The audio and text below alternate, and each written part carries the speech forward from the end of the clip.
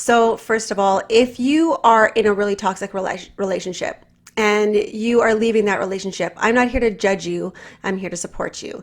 And if you're choosing to stay in the relationship and work things through, again, I'm not here to judge you. I'm just here to support you.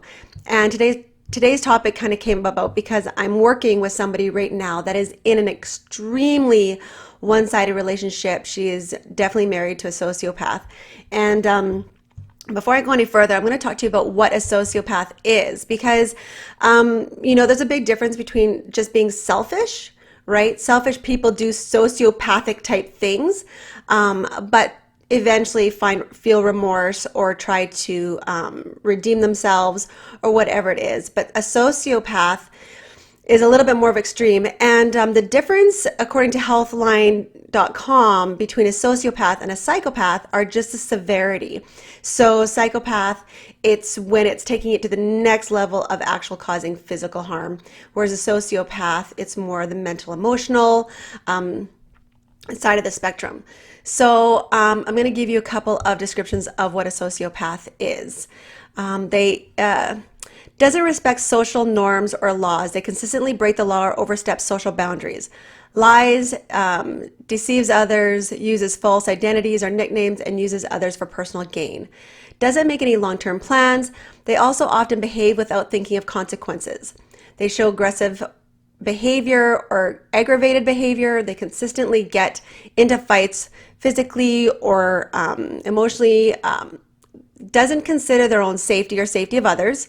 Doesn't follow up on personal professional responsibilities. This can include repeatedly being late for work or not paying bills on time. It doesn't feel guilt or remorse or having harmed or mistreated others. Other symptoms can be being very cold and not showing emotions or invested in the lives of others, using humor or intelligence or their charisma to manipulate others. That's a big one that I've seen. Having a sense of superiority and strong, unwavering opinions. Here's cookie cutter right now.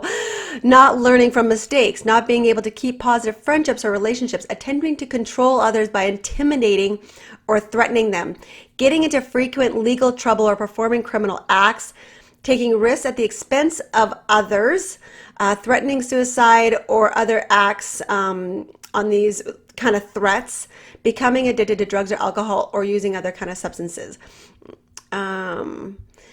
So I'm going to just fast forward here right to the treatment. And basically there is no medical treatment to help, people who are psychopaths. There are just things to kind of subdue, which is kind of crazy. The only treatment is actually seeing some sort of therapy and talking through things. Now, what I found really interesting in this, in the research that I had put together, was when it came down to relationships. Okay, if you're in a relationship with a psychopath, there are only 4 things that you can physically, tangibly do in order to influence the relationship. And here they are. Acknowledge that they may not be able to fully understand your emotions. Okay, so you yourself have to understand this. So number 1, you're working on you again, right? What's the underlining message here? It's going to end up being you, right? You have the power to change you. That's it. So if you keep doing the same thing over and over and over, stomping your feet, making demands, being whiny, needy, whatever it is, and you're not seeing results, you're not seeing change, it's not going to happen. It's never going to change. So how you can change is changing yourself, right? So acknowledge that they will not be able to ever fully understand your emotions. So if you're being emotional, expecting them to understand you, it doesn't work. You want it to work. You're hopeful it'll work. It's not going to work. What you can do, number 2, is explain to the person how their behavior affects others and causes harm.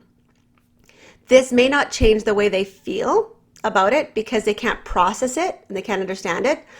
But a logical sociopath may change their behavior because you've explained how the behavior affects you or other people, right?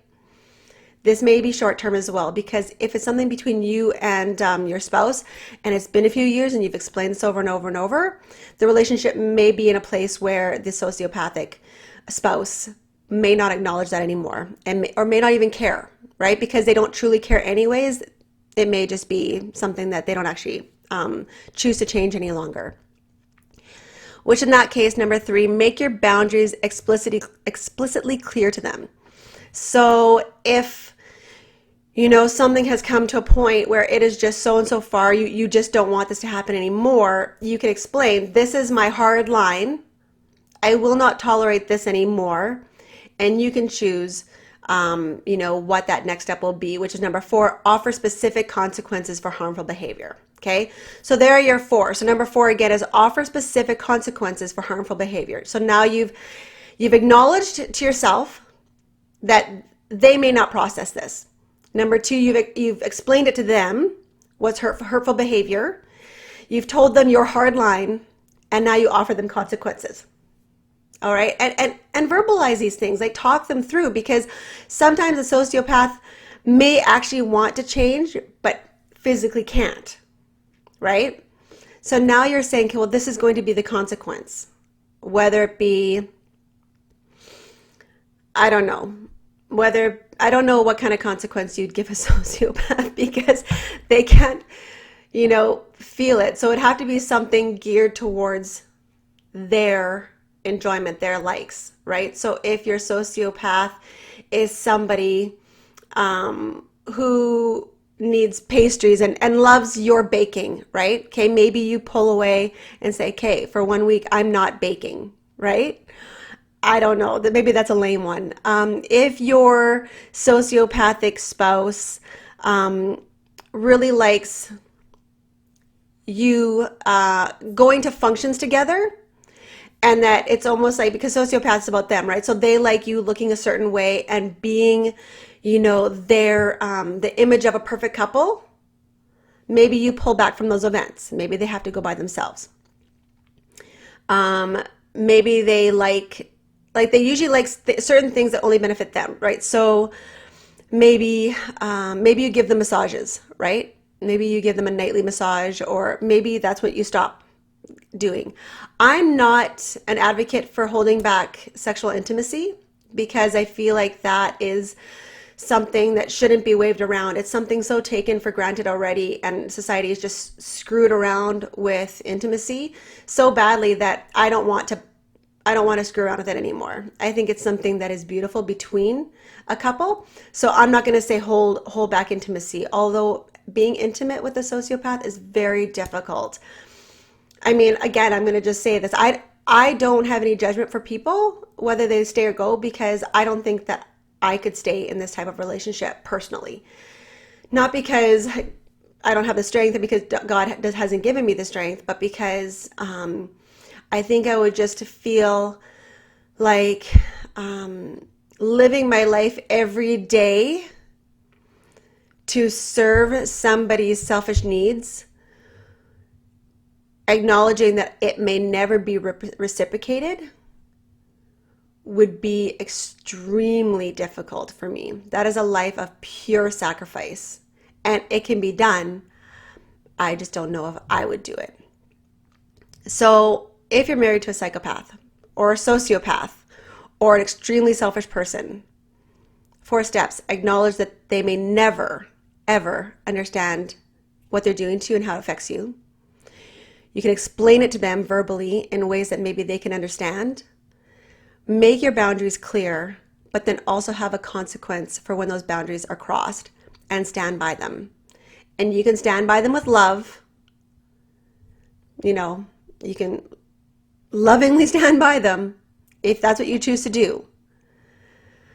But honestly, this is a really hard place to be. I mean, you scroll through some Facebooks and everybody's talking about narcissism and being in a relationship with a narcissist. And I think you got to be, number one, really careful about throwing around those terms. My specific client, her spouse is 100% a sociopath. 100% a sociopath. They have zero fear of consequence, paying bills late, they're poor time management. There's so many. I mean, every single one of the things that I described, you check off with this person, and it's very, very toxic. It's very toxic. Now, my client has chosen to stay, and I think that that's beautiful. that she's choosing to stay. But what's very frustrating is that when we live in that state of insanity, right? The term of insanity, where she continually keeps doing the same things, expecting a completely different result. And it can't happen. It won't happen. You need to understand that and get that in. When you actually understand that things may never change because this is their DNA, their heart, then you have to go to step 2. But first you have to acknowledge that. Like, don't even explain it to them. Don't even go to step 2 if you haven't understood that the chances of them changing because that's who they want to be is extremely, extremely slim. And that's a really, really sad place to be. But when you get that into your head, then at least you know what you're dealing with, and then you can move forward with the next step, because now you're actually doing it because you're choosing a life of servanthood. You're choosing that life. It's not thrown upon you. God's not telling you that you have to serve this person the rest of your life just because, and they get to treat you like shit for the rest of their life.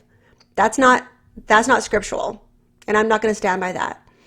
In fact, if you are in an extremely toxic relationship like that, and you are married to a narcissist, a psychopath, a sociopath, or an abuser, there's a really great doctor that I will add to these notes, and Leslie Vernick, and she has a great book. She has great even free call-in sessions on her.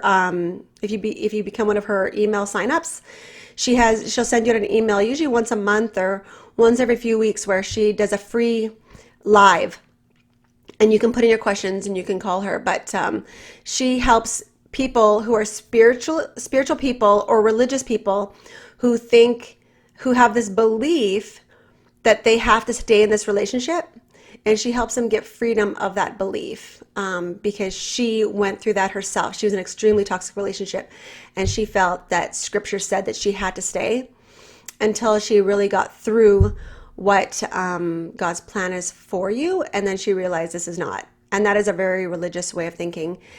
And you know what I feel about that. So check her out, Leslie Vernick, and I will put her in the tags. But honestly, if you're choosing to stay, if you're choosing to go, there's no judgment. I mean, every person's journey is different. So I want to encourage you to support each other, don't judge each other, and live in a state of love.